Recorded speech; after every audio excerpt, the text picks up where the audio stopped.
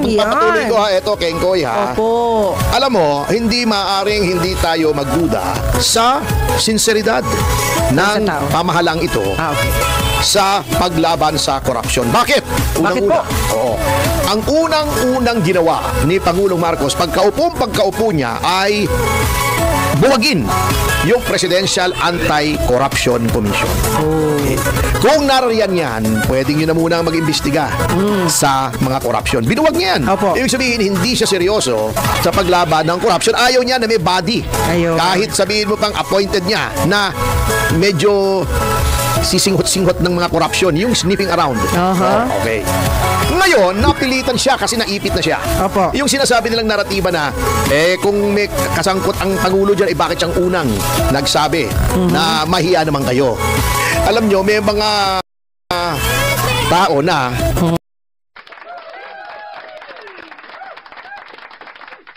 Okay, magandang araw po sa inyo lahat and welcome po ulit dito sa new Tantabunan P channel mga kababayan. Nandito ulit tayo para sa ating panibagong reaction video at ito pag-uusapan natin mga kababayan. PBBM tinawag na criminal minds ni Ferdinand Topacio mga kababayan. At ito mga kababayan pangalawang pag-uusapan natin ngayon itong mga ginagawa ng Malacanang at ng Marcos administration ngayon mga kababayan tungkol dito sa paghabol sa nangyayaring anomalya dito sa DPWH mga kababayan. At ito minisa-isa dito ni Ferdinand Topacio mga kababayan itong pagkukunwari ng Malacanang, kunwaring naghahanap ng totoong mastermind dito mga kababayan. Okay, so ito na nga, itong napanood din yung video sa umpisa ng video natin. Ito isa sa mga pinag-usapan dito ni Attorney Ferdinand Topacio mga kababayan. At ito, pagpatuloy natin mga kababayan. Pagbigyan natin ng komento ito. I-comment nyo dyan mga kababayan kung bakit natawag dito ni Ferdinand Topacio na criminal minds itong si PBBM mga kababayan. Ito. So, bago natin play ulit, paki-like po and share ng videos natin din, paki-subscribe din po ng ating channel. Ito mga kababayan. Kung may kasangkot ang Pangulo dyan, bakit siyang unang nagsabi na mahiya naman kayo? Alam nyo, may mga tao na, para naman kayo hindi nanonood ng pelikula o nakakakita, kami mga trial lawyers, ganyan may mga tao na kapag gumawa ng krimen, sila mismo tatawag ng pulis, i-report nila. Uy, may krimen huli ito napatay. Paano man na pagdating ko huli ito, patay na hindi siya magdududahan kasi siya nag-report. May nangyayaring ganyan. Wag na mga naman bakit ganito? Kasi nga ilang beses na pinapalusot ito ni Claire Castro mga kababayan. Unfortunately, meron talagang niniwala dito kay Claire Castro mga kababayan kasi mukhang logical naman, di ba? Pero of course mga kababayan, ang dami ng mga nangyayari, ang dami na nating na witness, ang dami na nating napanood na mga documentaries, real life stories na itong mga ganito ay nangyayari talaga. Anong mga palusot ni Claire Castro mga kababayan? Kung involved daw ang Pangulo, bakit daw pinaiimbestigahan ng Presidente? Bakit daw siya ang nangunguna at siya daw nagbulgar dito? Ilang beses na rin nating pinunayan mga kababayan na kung saan hindi po si PBBM nag-umpisa dyan. Naiipit na lang siya dito.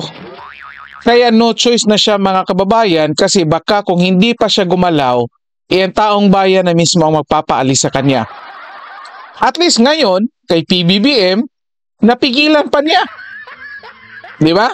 Dahil sa kanyang aksyon, dahil sa kanyang kunwaring paghahabol dito. Pero ito na nga, sabi ni Ferdinand Topacio, magdududa ka kasi pinakaunang aksyon na ginawa ng Presidente, binuwag yung corruption na komisyon mga kababayan. Imagine niyo, presidente ka, pinakaunang tinanggal mo ay yung presidential kalimutan ko tuloy. Na komisyon ay yun. Yet ngayon nagtatayo ka ng ICI. Di ba? Ang tagal pa. bago pagkatapos sumabog nung issue sa DPWH, di ba? Oo.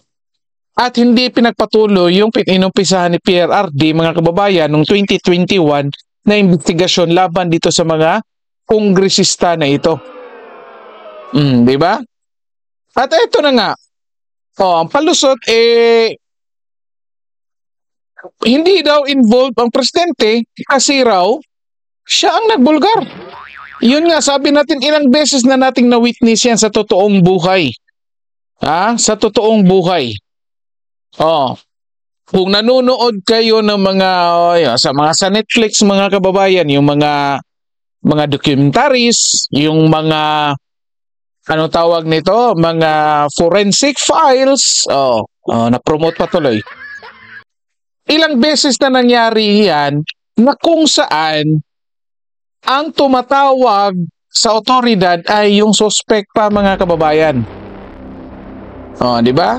Kaya dito, huwag kayong maniniwala dyan sa palusot ni Claire Castro. Kasi malinaw dito, mga kababayan, na may involvement dito ang presidente at kanyang pinsan. Yet ngayon pinagtatakpan lang nila. Si Toby Chanco na mismo nagsabi, mga kababayan, alam ni PBBM ang ginagawa ni Martin Romualdez at ni Zaldico. Di ba? Ito patuloy natin, mga kababayan. Nating pagkaila, di ba? Play safe. Number 2, bakit hindi mo sasabihin na may kinalaman siya dyan? Di ba, pinagmalaki pa niya yung 4,000 plus na pahina ng GAA, pinag-aralan ko. Kung pinag-aralan mo yan, since ikaw ang gumawa ng NEP, yung National Expenditure Program, na isinumite mo sa Kongreso, makikita mo kung talagang iyong pinag-aralan yung NEP, yung GAA, na nag-iba ng husto yung sinumiti mo kesa sa lumabas sa Congress. Kung talagang binasa mo, dalawang bagay lamang yan. Nagsisinungaling ka na sinabi mong binasa mo, hindi mo binasa, hindi mo ginawa yung iyong katungkulan na bago mo pirmahan ay binasa mo, or hinayaan mo, or alam mo na meron, pinirmahan mo pa rin. Na may ikaw ang may nag-insert yan Ngayon, ito nga sinasabi, gumawa sila ng ICI kasi naipit na sila. Ang dami ng panawagan. Tayong unang-unang mga nanawagan ng Truth Commission. Binigyan mo ngayon ng powers. Pero kita nyo paano magiging independent yan? Unang-una, inamin ng acting DOJ secretary, nanghihiram daw ng piskal sa DOJ. Ay, paano magiging, hindi ba independent, sabi nga ni Congressman Marcoleta? Yes. Ay, sila, hindi sila asa sa iba. Number 2, lagi na yan si Vince Dizon. Di ba? Kaya nag-aalisan lahat Sa DPWH. Bakit wala palang pondo yan abunado yung mga tao bago parang kukumahog sila magkaroon ng pondo. Sino bang may control ng pag-release ng pondo? Executive. Yes. Di paano ka naging independent? Anyway. Tama din yan. Tama talaga yan, mga kababayan. Isa sa mga reklamo, di ba? Kung natatandaan nyo, bakit isa sa mga, probably, sa tingin ko, meron pang tinatago si Babe Singson, mga kababayan, di ba? Umalis siya, nag-resign siya. December 15. Yung next week na yung matatapos yung term niya. Ano ang pinalusot niya dito? Yung pondo. Di ba? Yung nasa na yung pondo, hindi sila makakagalaw, kulang yung tauhan. Well, technically, mga kababayan, titingnan natin na sa pondo nakafocus yung rason niya. Pero of course, alam ko meron niyang iba pang rason na hindi niya pwedeng sabihin in public. Karamihan naman sa atin kapag nagre-resign, mga kababayan, merong ganyan, di ba? Iba yung pinapalusot mo, iba yung sinasabi mo para hindi magkakaroon ng issue ngayon. Halimbawa, sa kasamahan mo sa trabaho, or lalong-lalo na dito sa case ng ICI, mga kababayan, ay tungkol dito sa yung mga nag-appoint sa kanila. Iba naman yung kay Mayor Benji Magalong. In fact, Benji Magalong nga, mga kababayan, ayaw niyang, ang tinarget lang niya ay si Claire Castro, di ba? Bakit niya tinarget si PBBM? Di ba kasi kapag nagsasalita si Claire Castro, mga kababayan, alter ego yan ng presidente. So nire-representa niya yung Malacanang, si PBBM. Nung sinabi ni Claire Castro na hindi investigador si Benji Magalong, mayroon siyang issue. Di ba, ibig sabihin nun, yan yung paningin ng presidente. Yet, bakit ang tinira ni Mayor Benji Magalong sa kanyang pag-resign ay si Claire Castro lamang, mga kababayan? Kasi mukhang may nakikita natin dyan na pinoprotektahan pa rin nila ang integridad ng presidente. Di ba? I think mayroon itong alam, mga kababayan, na may ibang taong nagmamando dyan at hindi ang presidente. Kasi kung ako, binabanatan ako ng alter ego ng presidente, automatic yan, damay lahat yan. Pati presidente, tingnan nyo kay VP Sara. Sinong mga bumanat kay VP Sara? Mga kaalyado nga pa lang ni PBBM eh. Yung mga congressman na mga kaalyado ni PBBM. O, nisan na niya lahat. Pati si PBBM. Damay na. Kasi alam niya na itong mga taong to, hindi ito gagalaw, hindi ito gagawa ng aksyon na synchronous or magkasabay-sabay na pareho yung layunin. The same thing dito, mga kababayan. At ito, pondo ang problema dito. Pangako ni PBBM, bibigyan niya ng pondo. O nasa na ngayon? Ganito din ang nangyari sa PhilHealth, mga kababayan. Well, bago nagdesisyon ng Supreme Court, ilang buwan na ngako si PBBM, isauli niya yung pera. Anong nangyari? Naisauli ba ngayon? Wala naman, di ba? Ang gagawin nila, pasok nila ngayon sa 2026 kasi yan yung utos ng Supreme Court. Pero, pangako ni PBBM na isauli ngayong taon na ito, doon sa PhilHealth, nangyari ba? Wala. Ganito talaga ang nangyayari dito sa ICI, mga kababayan. Ngayon, eto, may mga mungkahi na bubuwagi na ang ICI. May mga pahiwatig na, mga kababayan, bubuwagi na ang ICI. Bakit? Kasi pumupunta na doon sa mga taong mga binanggit ni Zaldico, mga kababayan. At hindi magtatagal, mukhang papunta na ito dito kay PBBM. Anong mangyayari ngayon? Ay bubuwagin na raw. Yan yung magiging problema dito. Dito talaga, naniniwala tayo na ito'y pinagtatakpan dito. Either merong pinagtatakpan dito or si PBBM mismo ang nagmamando dito sa takbo ng investigasyon sa ICI. Yung mga katanungan ng mga taga-ICI, walang kwenta, mga kababayan eh. Di ba? Ito, patuloy natin sa pasyo. Ito, natatawa ko rito na naman sa ating talagang pambansang payaso na si Undersecretary Claire Castro. Okay. Unang-una, bakit siya nagkokomento sa pending legislation? Sinisira niya yung separation of powers eh. Di ba? Di ba dapat hindi ka nangingialam? Tama. Bago magbibigay pa siya ng mga opinion niyang kapuita naman. Sabi niya, pag nagkaroon daw ng independent commission, independent people's commission, baka daw duplication na yan ng functions ng DOJ at ng ombudsman. Yung ICI nga duplication na yon. Bakit hindi nyo naisip yun nung ginagawa nyo yung ICI? Walang isip kasi ang palasyo. Katulad doon, sinasabi nila may conflict of interest daw si Magalong. Bakit in-appoint nyo in the first place? Ito may duplication din ito eh. Saan ba pupunta lahat ng recommendation ng ICI? Hindi ba sa ombudsman? Hindi ba sa DOJ? Hindi ba humihiram kayo ng piskal? Hindi ba nakikipagpulong kayo sa ombudsman? Tama. Pambihira. Meron pa ito Sabi pa ni Claire, and I quote, kung sila daw ay gagawa ng batas na naglilikha ng Independent People's Commission, sana daw ay hindi ito makwestiyon yung constitutionality dahil maaring redundant. Bakit pinangungunahan mo? Bakit pinangungunahan mo? Baka siya na ang presidente ng Pilipinas. Yun lang yun. Ito yung isang napansin ng mga tao. Baka siya na ang presidente. Bakit daw ang presidente ang ombudsman? Daldal ng daldal. Bago magpasko may makukulong. Hindi naman kayo nagpapakulong eh. Ang tao ay dadakpin para makulong kung merong warrant of arrest. Sinong nag-i-issue ng warrant of arrest? Ang hukuman. Kayo, ang papel lang ng ombudsman ay mag-file ng information sa korte. Yan din ang papel ng DOJ o yung mga respective mga city, provincial prosecutors. Opo. Ang nagdedetermine kung may probable cause to issue a warrant ay korte. Opo. Paano nyo pwedeng sabihin na bago magpasko, kontrolado nyo ba yung korte? Kung yung i-file nyo, sabihin ng korte, walang kwenta to. So, Ito na nga mga kababayan, ito, malinaw. Matagal natin pinutola para straight talaga si Ferdinando Pasio, mga kababayan. Ito, yun nga sabi natin,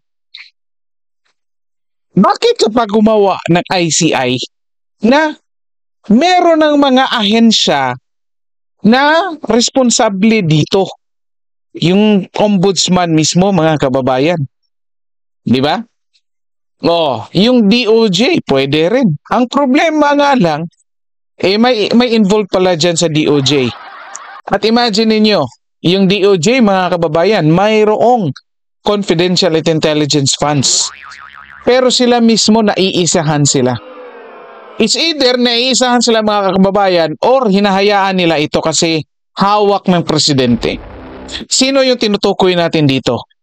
Walang iba kundi yung matalik na kaibigan ng presidente, mga kababayan, na naging kontraktor noong 2023 na naging bagman ni PBBM, sabi ni Zaldico. Si Jojo Cadiz, mga kababayan. Undersecretary ng DOJ. Dito talaga tayo magtataka, mga kababayan, kasi malalaman ng presidente ang magiging takbo ng operation ng DOJ, mga kababayan, kasi meron siyang undersecretary na hawak niya. Well, of course, hawak talaga niya yung secretary. Di ba? At kung anong magiging investigasyon dyan, at kung lalabas mayroong involved dito ng mga halimbawa kaalyado ng presidente, sa tingin nyo ba hindi magre-report yan? Ngayon, yung ombudsman, tauhan din ng presidente, former secretary, magaling lang magsalita, of course. Iba kasi yung magaling magsalita kaysa magaling gumawa, mga kababayan. Imagine ninyo ha, Crispin Boyeng Remulla. Ito, binanata ni Ferdinando Pasio. Magaling magsalita, of course, kasi raw kahit sino pa raw, kahit si PBBM pa raw, ang masasangkot dito, ipapakulong niya. Di ba? Of course, hindi yun ang pwede kasi presidente. Kailangan mong i-impeach muna. Pero sige nga, sabi niya, kahit presidente pa yan, kahit anak pa ng presidente yan. Pero nung tinanong, anong masasabi mo sa videos ni Zaldico, mga kababayan? Ang sagot niya, mukhang AI. Diba? Ombudsman yan, ha? Ombudsman yan. Mukhang AI daw ang videos ni Zaldico. Hindi siya naniniwala kay Zaldico na kahit involved, may personal na karanasan si Zaldico dito sa ginagawa ni Martin Romualdez o ng tatlong to, Zaldico, Martin Romualdez at PBBM. Hindi niya kinukonsidera na valid yung statement kasi sa social media naglabas. Pero nung Rappler ang nag-report, mga kababayan, doon pa siya naniniwala. So sino ang may personal na karanasan ngayon? Rappler ba o si Zaldico? Diba? May comment yun dyan. Ganyan mag-isip ang ombudsman. Yet, of course, magaling magsalita. Kaya mukhang kapanipaniwala, mga kababayan. Dito natin malaman na talaga itong mga taong to, pinoprotektahan yung presidente. Regardless sa kung anong magiging direksyon or ng aksyon nila or yung mga sinasabi nila, yet malinaw dito na mayroong pinoprotektahan, mga kababayan. O ngayon, maniniwala lang ba tayo? Sabihin ng ombudsman na kahit sino, o kahit si Martin Romualdez, kahit kabrad pa niya daw, kaya niyang ano tawag nito? Kung may kasalanan, kaya niyang kasuhan. Pero ano na nangyari ngayon, mga kababayan? Wala pa rin. Ano ang tanong? Case build up pa rin, mga kababayan. Di ba ang tagal na niyan? Ang tagal nang may sabi dyan, kahit nga si kahit nga si Toby Chanco, kahit nga si Mayor Benji Magalong, alam niyan. Preliminary investigation pa rin daw, mga kababayan, kay Martin Romualdez. So dito, halatang halata talaga na itong presidente, ito si PBBM, mga kababayan, involved dito. Kahit ano pang gawin nilang pagka-cover up dyan, yung pagsabihin, patawagin si Zaldico na sinungaling, well, of course, hindi naman lahat ng sinasabi ni Zaldico pinaniwalaan natin. Pero again, mga kababayan, yung mga pangyayari, yung mga pagka-connect-connect ng mga pangyayari at sa mga inilabas ni Zaldico, mga kababayan, medyo ang hirap kontrahin, mga kababayan, kasi nga personal na karanasan nila. Kahit nga si Yusek Bernardo, hindi niya kayang kontrahin yung pinalabas ni Zaldico. In fact, kinumpirma pa niya. Di ba? Yung ICI ngayon, may rekomendasyon na laban kay Martin Romualdez na paimbestigahan. Yun na nga. Tapos dyan, may plano ng bubuwagin. So ito yung issue dito. Redundant daw. Bakit pa nagawa ng ICI na in the first place? Alam mo naman na trabaho na yan ng ombudsman. Trabaho na yan ng DOJ. At ngayon, imagine niyo, ito yung nangyayari dito, mga kababayan, para maging mabango itong bagong ombudsman na si Crispin Boying Remulla, sinisiraan niya yung dating ombudsman. Kasi daw, inactive. Siya daw active. Bakit siya naging active? Kasi araw-araw siya nagpapa-interview. Di ba? Proud na proud pa, may makukulong bago magpasko. Meron nga. Yung mga maliliit na mga engineers lang pala. Yung mga tinatawag ni Marcoletang sapsap. Maliliit lang. Walang ano yun, di ba? Ang dali nang ipakulong doon kasi sila yung mga pumipirma. Pero hindi yung silang mga mastermind at hindi sila ang mas malaki ang kinita dito. Kaya pwede, napakadaling ipakulong doon. Pero yung mga malalaking isda, wala, hindi protektado. Di ba?